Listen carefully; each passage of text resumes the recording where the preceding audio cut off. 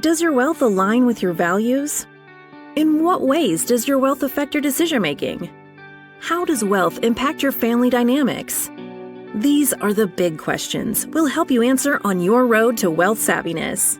Join Amar Shah and his guest experts in the Savvy Wealth Podcast as they share insights and stories to help align your wealth with your values and family dynamics. Hello and welcome to another podcast with Amar Shah. This is the Savvy Wealth Podcast. Now, today we're going to talk about families. Now, you might think, oh, every financial advisor really works with families, but that's not the case. And in fact, unless you have a specialized focus in working with families, not just the primary breadwinner and their spouse, there is some technique involved. And Amar is going to talk about how he approaches the idea of working with families, because don't you, as a wealthy individual, want to make sure that your wealth lasts for a little while, at least 3, maybe 4 even generations? And we're going to dive into some of that today. So, Amar, welcome to the show. Thank you. Now, the first question that I have is, how do you begin the conversation, man? This is, to me, the crux of everything, because a lot of financial services professionals are terrified to even begin this conversation because they don't know where it's going to end. Right. So there's 3 parts, I would say, in starting the conversation. First, I think we need to understand why we need to have the conversation. And 1 out of 9 large estates have litigation. Oof. So that is a big motivating factor, is not to have that family harmony. The second thing in that is that we want the money to continue down the bloodline, right? Mm-hmm. And if you don't have that desire and say, hey, I'm dead, the kids can do whatever they want now, well, then we don't really have a why we need to have this conversation. The second part is the parents have to be ready to tell their kids that they have a lot of money. Yeah, wow, that could be eye-opening, huh? Yeah, well, I mean, let's be honest. Kids get used to the lifestyle that parents are providing. And so I don't think it's a secret. In fact, I got a funny story. One time I was working with this executive at a large corporation. I said, well, have you told your kids that you guys have significant money and wealth? And they said, no, they don't have a clue. And I was like, really? I'm like, you have private jets that you're flying, family vacations include an island. I said, well, have you ever Googled your name? And he's like, well, not really. And I took my laptop and I turned it around. I had him Google his name. The second link that comes up is his total compensation package. Oh my gosh. Wow.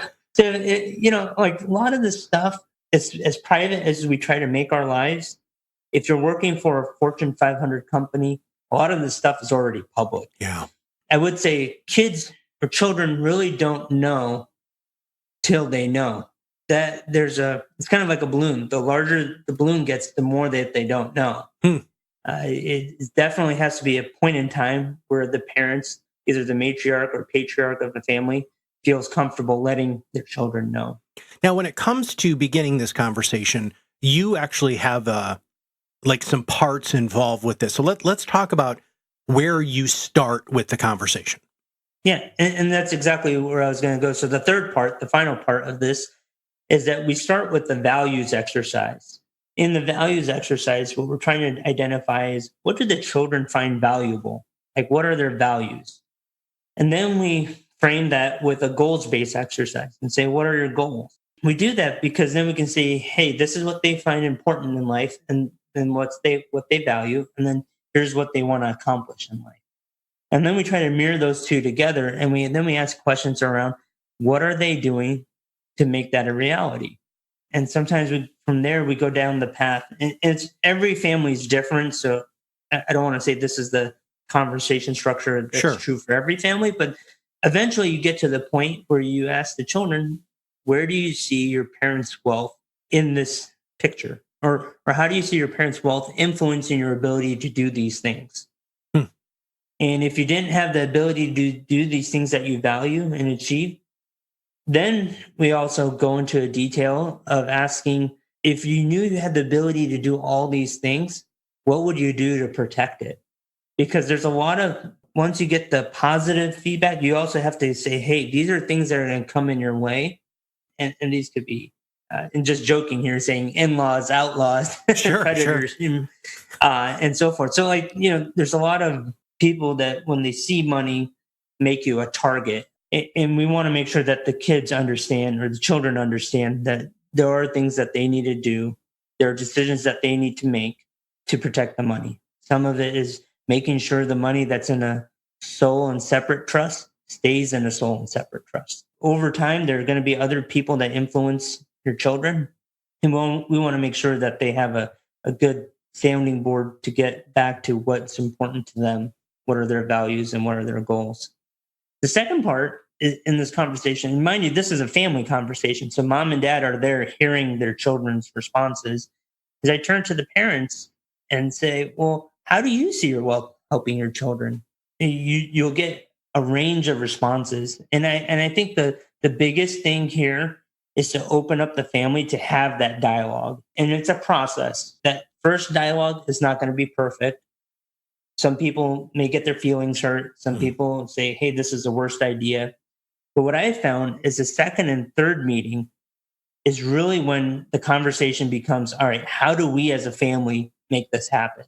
And so what we try to do is kind of framework a one-page document that kind of says, like, these are the core values. This is what our intentions are for mom and dad. This is what we want to see you do with these funds, as well as these are what your values were and your goals. And so make sure that there's alignment there. Well, I think it's interesting, Amar, because, you just, at the beginning of this podcast, you said 1 out of 9 large estates have litigation. And if you don't have these conversations are going to spark the different pieces of legal documentation that one needs in order to successfully set up this wealth transfer. Is that correct? Yeah, exactly. Well, one of the things that we've heard in the research that you've done and that I've done in preparing for today's podcast is the difference between fair and equitable. Let's talk about that, because this is really powerful. Understandably, every individual, every family situation is unique. And there are certain circumstances when fair does not necessarily mean equal. I know there's a lot of overlap, but there are certain circumstances where that could probably not have the same meaning. There are a couple things that I would say here. The first thing I would say is that I don't define what is fair and what is equal. It has to come from the family, because it's their wealth. They have to decide what they mean by that. But maybe what I can do is give some examples of when fair is not necessarily equal. I would love for you to give some examples. That'd be great. So let's talk about the children first. The children could have polarizing jobs. I had one family where one child was a state ranger and the other child was a doctor. And so their taxable brackets are totally different. So even if they both got, let's just say $2 million from an IRA, well, one's going to have most of that go away in taxes while the other would not. You could have, let's say you have 2 children and one of those children have kids. So you have grandkids, but the other child does not have any grandkids. You could have children you could have one sibling that has a disability. And then, if we forward that to saying there are blended families, and that provides a whole different layer of dynamics. Some kids, especially with business owners or family businesses, there may be 1 or 2 children that are actively involved in the business, and the rest have no desire to join the family business, or they're involved, but they don't move the needle as much as some of the other children. Mm-hmm. And I'm just thinking of these off the top of my head here, and I'll maybe just end with this one, is that you could have 2 children. One circumstance, you may be helping one child while they're alive because they need the funds now, whereas your other child does not. But then at passing, do those assets split 50-50? I mean, some of them have taken lifetime gifts that you need to account for, or you may want to account for over a period of time. And that's all part of the calculations that you're going to help them through, because a lot of people aren't going to see that perceived equitable and fair aspect of it, right? Right. Now, family dynamics, to me, is one of the most fascinating things about what you do, Amar. And one of the things that it does really take a very careful and systematic approach. What sort of family dynamics are discussed in your process here? Right. So the family dynamics range through various different pieces. I would say that historically, when you have a matriarch or patriarch that has a lot of wealth, decision making and thought process is usually top down. And so that would create some family dynamics, not to say there's resentment or there's trust issues, but there are family dynamics where you would say if one child, or let me rephrase this, if your children were to win the lottery today, who would spend the first dollar? Hmm. What an interesting question. And so then you can get into habits and see how, all right, well, hey, we know Johnny spends a lot of money, and by 5 years, he probably wouldn't have anything left. Well, so there's some family dynamics there that, are you okay with Johnny spending large chunks of your funds? And so the questions start there. It would also go into what would your fears be if your children inherited a lot of money. What would be the best case scenario, or how would the best case scenario be for your children that inherit a lot of money? And then even within family dynamics, typically you may have an older sibling that takes a lot more responsibility than the other siblings. But one of my clients, they live in Singapore and in the US, and they travel back and forth. And part of their family dynamics is a situation where if the husband were to pass away, mom would move back to the US. Hmm. But if the wife were to pass away, the husband would stay in Singapore. And so there's a lot more details into those type of family dynamics that need to be flushed out. Sure. When I think of families, I think of not just your immediate children, but your grandchildren and potentially your great-grandchildren. How do you help families not just pass down their wealth, but pass down their values to generations that aren't even here yet necessarily? That's a great question. Most of this is done through estate planning, and there are different avenues that you can take through estate planning to accomplish some of these goals. One example is if you are charitably inclined and you want your children to continue to give back to the community. One of the things that we've seen is the use of donor advised funds. So donor advised funds allows that charitable intent to continue past your lifetime. I once worked with a family where one of their core values was hard work and making sure that their children continue to work regardless of wealth. And so in their trust documents, one of the things that we considered is setting up a W-2 matching trust, in the sense that whatever your take-home income was at the end of the year, the trust, mom and dad's money, would match that up to a certain point. So it provided incentive to continue working. If your child has $100,000 a year job, they're going to be able to take another $100,000 out of the trust. Another thing that we come across quite frequently is family homes or vacation homes. You can use a qualified personal residence trust and gift family houses into those type of trusts to keep it within the family and keep harmony. Because if you were to gift it outright, some of your children may not want the house. Some may.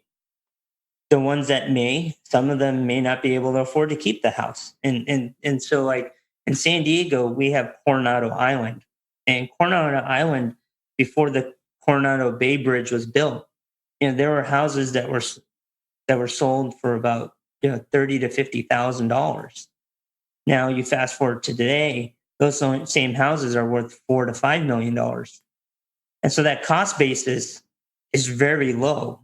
We're looking at a family that if their kids were to inherit that house, would they have the means to pay for a $4 to $5 million house, or would they rather have the cash? Mm-hmm. So, I mean, there's a lot of ways to pass down values. One of the things is that you have to have a conversation. From that conversation, through estate planning, there's more than one way to get the end result accomplished. I know you're not an estate planning attorney, but you have an enormous amount of experience when it comes to this. Why is it so important for somebody to have somebody like you in their corner working with an estate planning attorney? I strongly believe the wealth manager is the best person to give you continued advice. And I think this for three reasons. And the first reason is, let's look at your attorney and CPA. Your attorney does a good job at producing documents, but the number one problem with estate planning is that trusts go unfunded or underfunded. And I've seen this all the time, and especially with ultra high net worth people that move from state to state. Your documents need to be updated, and they also have to be to make sure that you have different languages from different states, as well as making sure that assets are actually in the trust. Estate planners do a good job at creating documents that are current in today's law, but things change, and you need to get those updated. And there's no proactive approach that I've seen from attorneys to get that done. I'm not bashing attorneys. I'm just saying that's just the nature of the business, is that once they create a document, then they're moving on to the next client. Yeah. CPAs do a great job. I work a lot with CPAs, but they're looking at how do you reduce the taxable consequences today. They're not looking at it for over the next 10 years. How do we reduce your tax burden? Or how do we make sure your family as a whole pays less taxes over the next 10, 15 years? The second thing I would say is that assets change. Asset values change. So if you're doing like a gifting strategy where you're gifting low basis stock into a trust to get it out of your estate and go to your children's estate, what if that stock goes up? It did what it was supposed to do. But what if it goes down? And that's another planning opportunity to redo that trust. Now, an estate planner is not going to know if the stock goes up or down. A CPA is not going to know, it's not tracking if the stock goes up or down. And this is true for family businesses, for a lot of other assets that somebody would hold, like real estate, et cetera. The third reason I think the wealth manager is the best person to kind of navigate this conversation. We see a lot of assets get spent down over a period of time. And so we need to create projections and reproject, where do we think we are? And based off the current tax law, because the tax law changes. Right now we're okay till 2026, but then it's going to be different again. To protect children, to protect spending down of assets, we want to get a process where we have an ongoing conversation, not just a one and done. Or one of my children's has said something rude to me, and I'm going to disinherit them, and I'm going to redo all my trust documents. It can't be an event-driven thing. It has to be episodic, where it's on an ongoing basis. Well, thank you for asking that, because this next piece is, I think, so vital when it comes to this big picture relationship with the family that you're talking about, which is 85% of wealth does not get passed down to the third generation. How do you, as a family advisor, help keep that wealth viable over multiple generations? We use a generation skipping trust. No. We just skip them all together. But so getting back to your question, the way we do this is in two ways. One is that we add structure around the trust to protect the kids, with the successor co-trustee or a co-trustee that's a third party. And the second thing is education, is making sure that children understand how money works, what money does for them, creating a financial plan that lists their values and their goals and align their decision making based off of their values and goals. All right, let's start wrapping today's podcast up, talking about working with families as a financial services professional and as a financial planner. Do you have any closing thoughts, Amar, about kind of what we talked about today? Yeah. So in closing, I would say parents, matriarch, patriarch have to be ready to have that conversation, and they have to have a desire to leave harmony within the family. I would say that Having this conversation provides context to your decisions and helps your children develop an understanding of the reasoning behind the choices that you've made. It helps remove the element of surprise at a place where people are fairly emotional. It would also, I would say, creates a form for those initial feelings to be dealt with in the sense that the first meeting is not going to be perfect. It doesn't get perfect till the second or third meeting, where children start to understand, children start to communicate their interests, their concerns. And it provides, by doing this, you provide ongoing family unity and harmony after death. Well, thank you very much, Amar, for taking time to walk us through the family dynamics of multi-generational family planning. Thank you. Now, if you know somebody, if you are one of the children of a matriarch and patriarch, and you think they should hear this podcast, it's very, very easy to share it with them by just typing in their email address or tagging them in social media and sending this to your mom and dad, because this is a conversation that is going to have to happen. And as Amar just said, it's super important for this conversation to happen at a neutral time, not when emotions are high, not when something tragic happens. And if you have not subscribed to the podcast, make sure you click that subscribe now button below. That way, every time Amar comes out with a new podcast, it'll show up directly on your listening device. For everybody at Client First Capital and the Savvy Wealth Podcast, this is Matt Halloran, and we'll see you on the other side of the mic very soon. Thank you for listening to the Savvy Wealth Podcast. Click the subscribe button below to be notified when new episodes become available. The opinions expressed in this program are for general informational purposes only and are not intended to provide specific advice or recommendations for any individual or on any specific security. It is only intended to provide education about the financial industry. To determine which investments may be appropriate for you, consult your financial advisor prior to investing. Any past performance discussed during this program is no guarantee of future results. Any indices referenced for comparison are unmanaged and cannot be invested into directly. As always, please remember investing involves risk and possible loss of principal capital. Please seek advice from a licensed professional. Client First Capital LLC is a registered investment advisor. Advisory services are only offered to clients or prospective clients where Client First Capital LLC and its representatives are properly licensed or exempt from licensure. No advice may be rendered by Client First Capital LLC unless a client service agreement is in place.